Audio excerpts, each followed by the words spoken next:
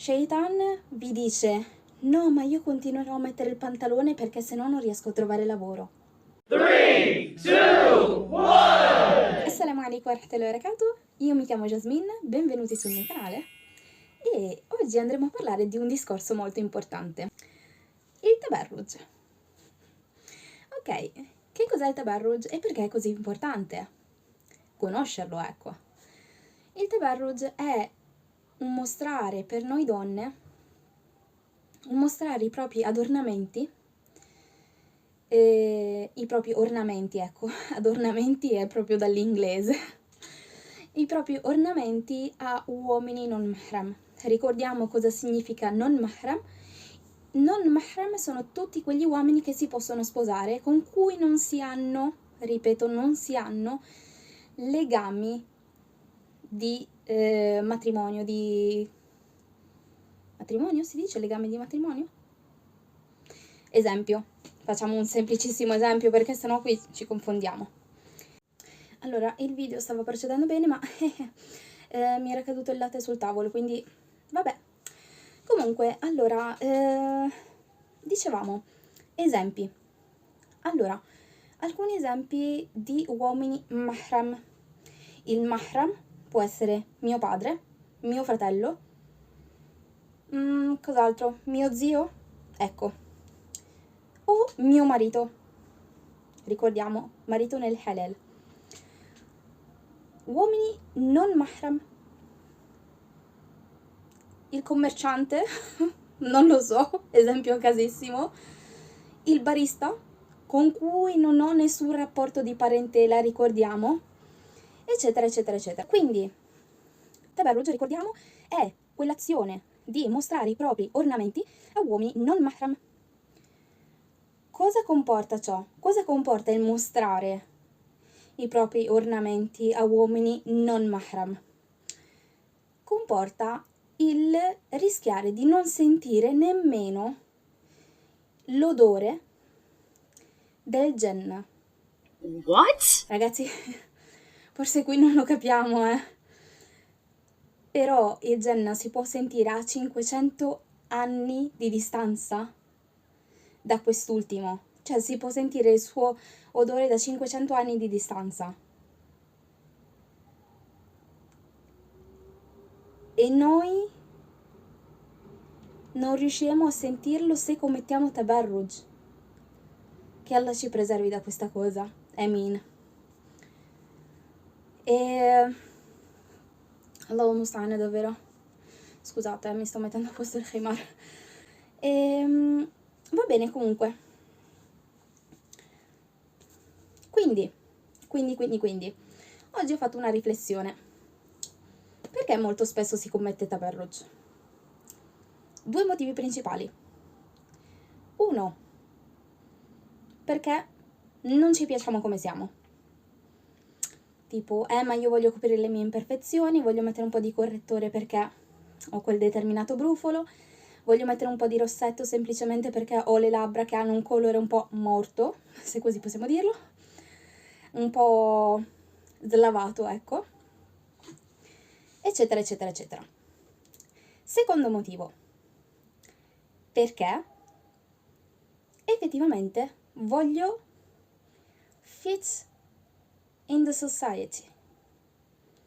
Voglio entrare, voglio essere parte della società. Non voglio sentirmi esclusa dalla società. E per ogni cosa ci sono varie soluzioni. Guardiamo la prima parte di questo video, ovvero skincare. Allora, ragazzuole, mettere il make-up, correttore, fondotinta, eccetera, eccetera, eccetera, non aiuterà la vostra pelle. Ve lo garantisco. Cosa possiamo fare però? Possiamo sicuramente investire in una buona skincare. Piuttosto che andare a comprare prodotti. Ragazzi, ci sono dei fondotinta che sono davvero sui 50 euro. What? Mi porto il cuore. Però, anziché andare e spendere tutti quei soldi in un semplice prodotto, perché non andare piano piano a investire e allora andare piano piano a prendere e dividere quei soldi in altri prodotti. Esempio, iniziamo dal cleanser, prodotto per pulire il viso. Io vi metto tutti i prodotti qui sopra, o qui, non lo so, da qualche parte. Allora ragazze, cleanser, questo qui, non mi ricordo il nome, non me lo chiedete. Mi ricordo solo l'immagine, quindi vi farò vedere poi l'immagine, appunto. E è un prodotto stupendo, ragazze, cioè letteralmente fantastico. Tutti i prodotti di questa linea io li amo. Allora, e ragazze, io sono una tipa che non faceva skincare. Cioè, letteralmente, io sono quel tipo di persona che si svegliava la mattina, si lavava il viso, lavava i denti e poi usciva di casa. E naturalmente perché non c'avevo proprio voglia, cioè del tipo, assolutamente no. Ma, essendo una niqabi, ragazze, i fallout della mia skin stavano iniziando, quindi ho dovuto naturalmente iniziare a fare qualcosina. In questo qualcosina abbiamo la nostra bellissima skincare, tra cui questo prodotto. Questo prodotto qui, appunto, fantastico. Ragazze, ne basta letteralmente una noce, cioè fate letteralmente così, tic. Ecco, poi basta che avete il viso un po' umido. Adesso vi faccio pure le istruzioni d'uso, vi metto, cioè. Sciacquate il viso, appunto, basta che abbiate il viso umido, quindi mettete una goccina di questo prodotto sul vostro dito e ragazze, dopo che fate così, iniziate a insaponare. Ok? Ce la facciamo? Insaponare. Insaponate tutto quanto. Ting. Allora, prodotto. Il prodotto teoricamente non dovrebbe bruciare gli occhi. Dico teoricamente perché io ovviamente non mi oso mai aprire gli occhi, però le poche volte che mi è capitato di doverli aprire per necessità, non mi sono bruciati. Quindi teoricamente è safe.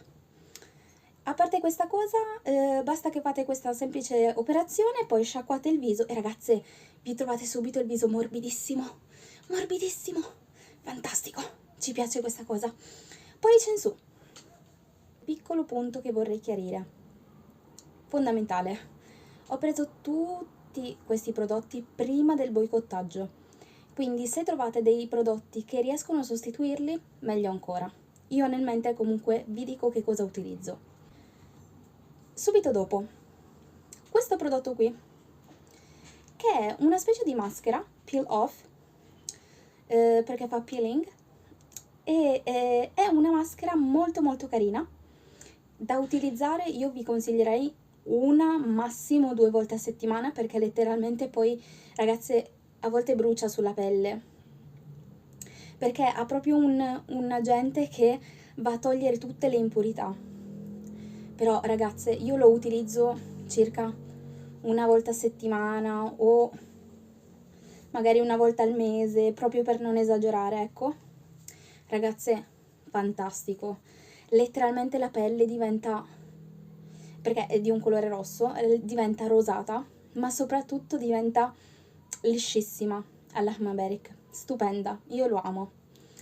E ovviamente sentirete una sensazione un pelino di bruciore. Mi raccomando, non lo mettete sopra tagli, acne o qualsiasi altro prodotto, qualsiasi altra, mi verrebbe da chiamarlo breakdown, che avete sulla pelle, perché letteralmente potrebbe andare a peggiorarlo, ecco, perché fa magari infezione, vi causa rossori, eccetera, eccetera. Quindi non lo fate, non lo tentate, non ci pensate a tentarlo. E altra cosa, questo qui, acido ialuronico, ok? Che io amo tantissimo. Ragazzi, vi rimpolpa subito la pelle ed è stupendo. Se cercate un glow up immediato, quello è. Poi, altro prodotto importantissimo, allora questo qui, sempre della stessa marca, che è fatto di caffeina. Questo prodotto qui, ne mettete letteralmente una goccia con il misurino, insomma, sul dito, lo spalmate nell'altro dito e poi sotto dove avete le occhiaie, lo mettete sotto dove ci sono le borse degli occhi, insomma. Ragazze, fantastico da utilizzare al mattino e alla sera. E a me piace tantissimo. Un altro prodotto che io vorrei iniziare ad utilizzare, che però non ho mai comprato, è nel caso un siero alla vitamina C. Vi metto la inspo qui, però non so appunto se questo prodotto qui in particolare è da boicottare o meno. Però nel caso ne cercherò un altro, sempre alla vitamina C, ed è fantastico. Mi hanno detto delle cose stupende su questo prodotto e vorrei troppo utilizzarlo.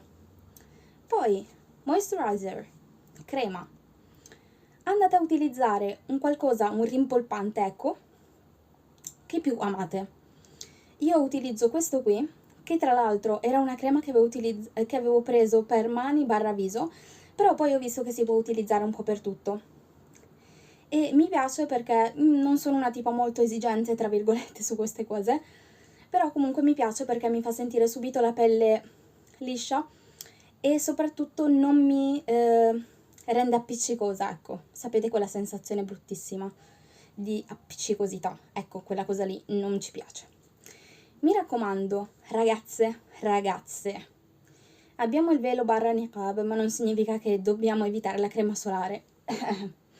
Sì, sto tossendo per il senso di colpa perché io sono tra una di quelle. Quindi utilizzate una buonissima crema, garantisco che poi la vado a comprare anche io, inshallah. Utilizzate una crema solare, mi raccomando, anche se avete il niqab, sì, anche se avete il niqab.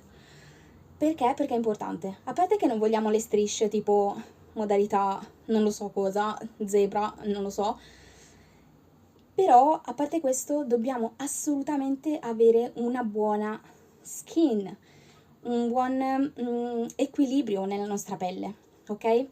Ok, ragazze. Ok, abbiamo finito con la skincare. Ora passiamo al secondo punto.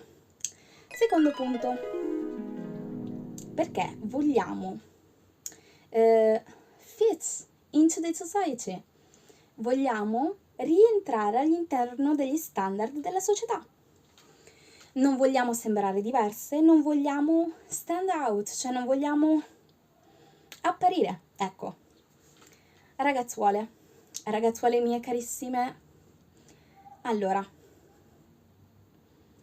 c'è un versetto che oggi mi ha portato a fare questo video, che ho spulciato, ecco, su internet, che è bellissimo, che dice: in realtà Shaitan vi minaccia di povertà e vi porta, tra virgolette con ciò, vi porta dunque a commettere dei peccati.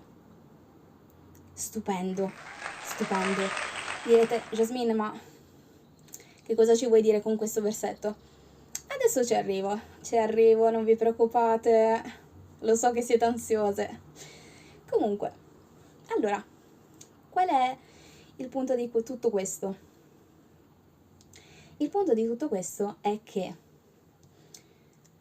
noi vogliamo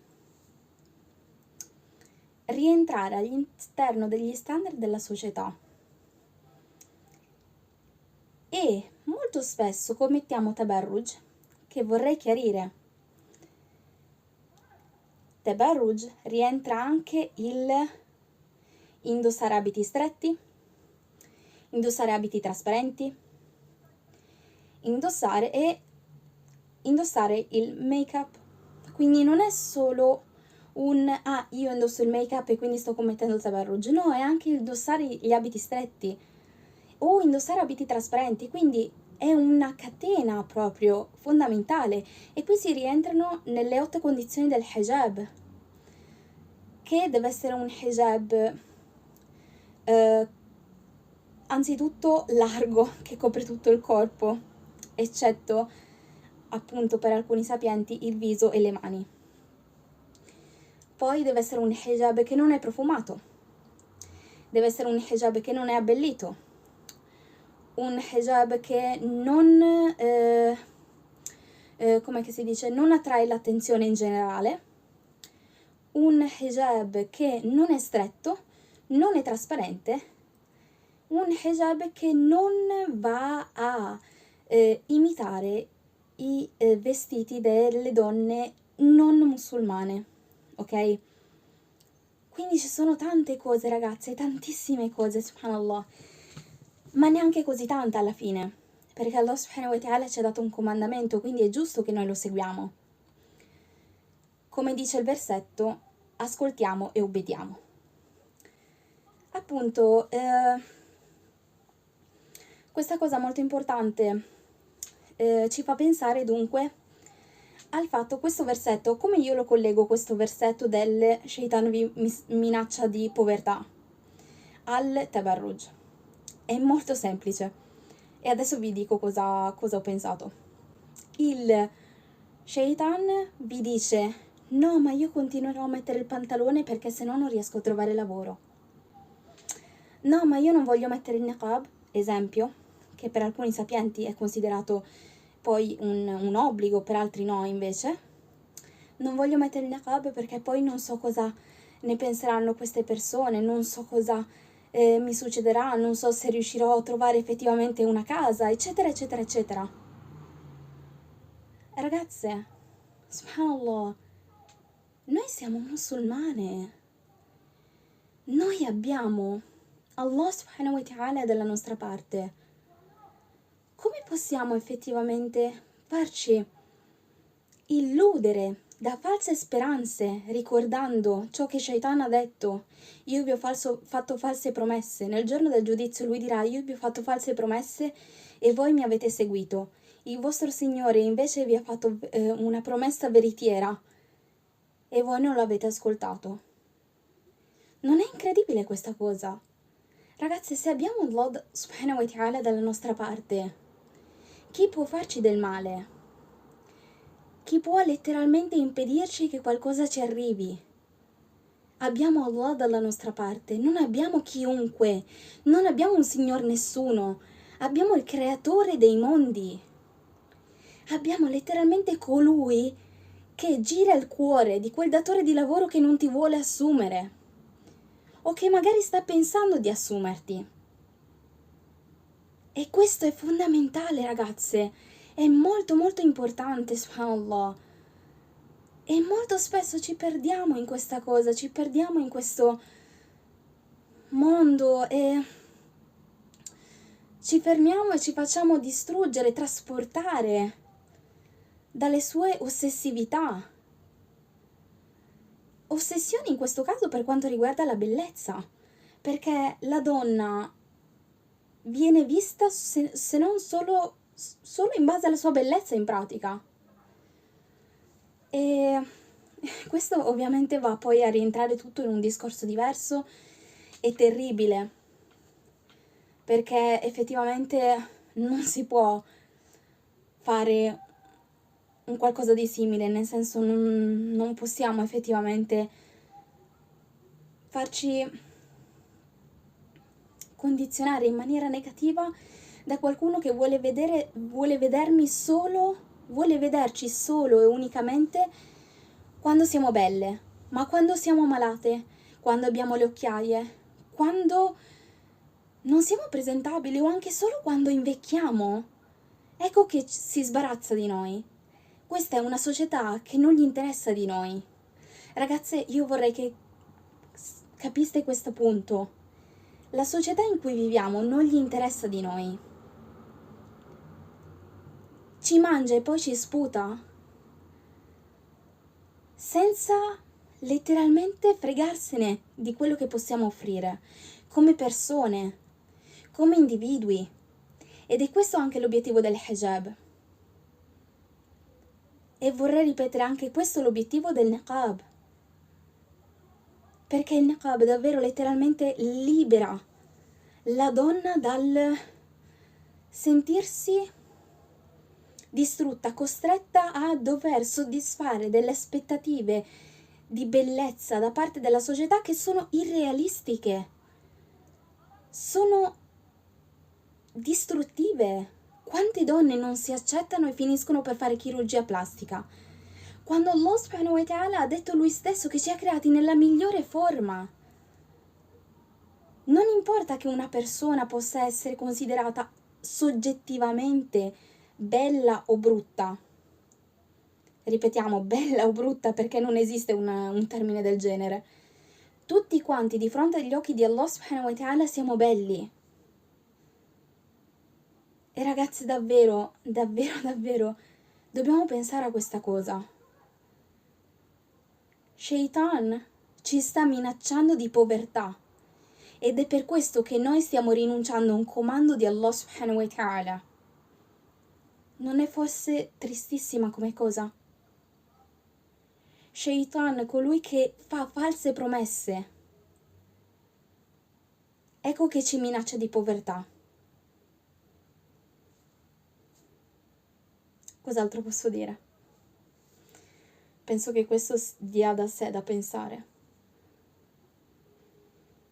Boh, ragazze, io vi lascio per il video di oggi, spero che vi sia piaciuto, mi raccomando, subscribe, con quel b è stato un po', ok, sembrava una calcola, vabbè, comunque, anyway, miglioro il mio tajweed così.